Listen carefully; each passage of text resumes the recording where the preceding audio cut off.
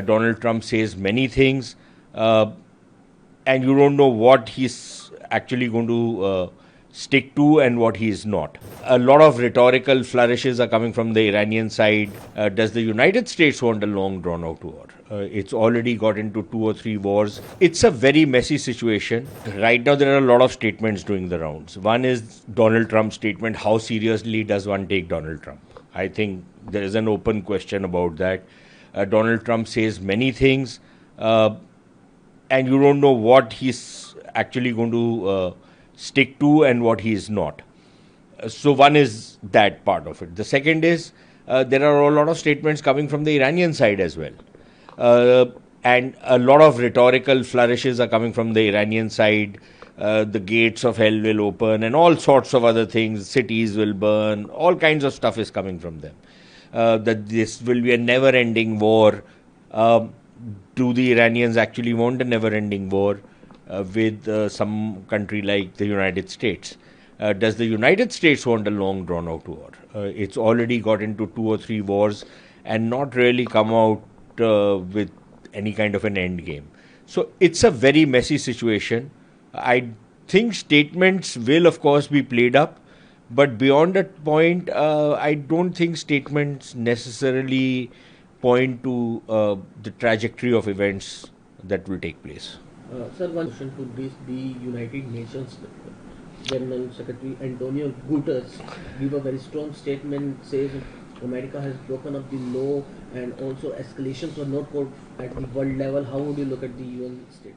I don't know if anybody even takes the UN Secretary General seriously anymore. What is his worth to anybody anyways? He just keeps talking endlessly.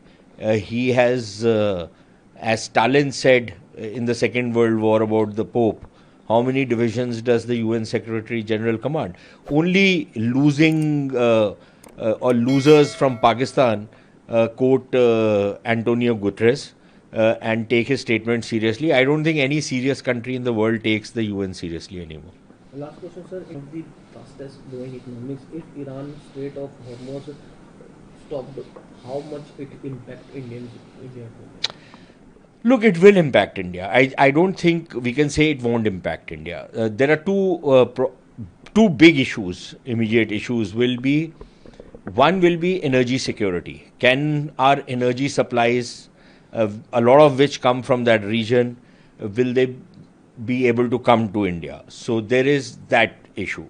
I think we have a strategic reserve which can hold up for a few weeks, maybe a few months, but not endlessly. So one is the energy security, the supply of oil, whether that can be obtained. The second problem is going to be the price of oil. Now, if the Straits of Hormuz are blocked, the price of oil is likely to go up. So even if you can divert your energy supplies from other countries, you can buy from Venezuela, you can buy from Russia, you can buy from Nigeria, many other countries, Angola. Even if you can divert your supplies from, say, Saudi Arabia or Iraq, which are one of our main suppliers, the question is the price of oil. If it goes up, then that has an impact on our economy. That has an impact on the global economy.